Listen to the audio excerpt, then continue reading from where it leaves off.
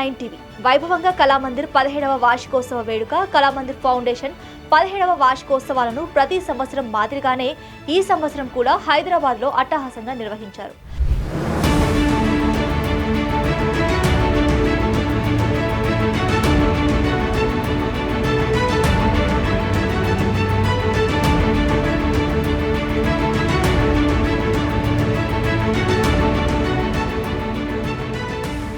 ఈ వార్షికోత్సవంలో రాజకీయవేత్తలు, సినీ ప్రముఖులు, వ్యాపార నిపుణులు, సామాజిక సేవకర్తలు, కళామందిర్ ఫౌండేషన్ నిర్వాహకులతో పాటు కన్నుల పండుగగా జరిగింది.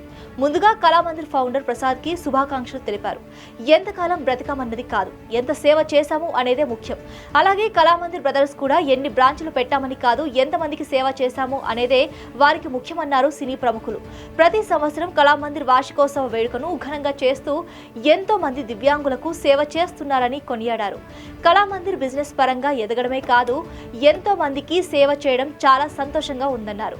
ఒక బ్రాంచ్తో మొదలైన కళామందిర్ ప్రయాణం నేడు దేశవ్యాప్తంగా 60 బ్రాంచ్లకు చేయడం అంటే అది ప్రసాద్ గార్ల కృషి, పట్టుదల అన్నారు. ఇలాంటి సేవా కార్యక్రమాలు ఇంకెన్నో చేయాలని మనస్ఫూర్తిగా వారు కోరుకున్నారు.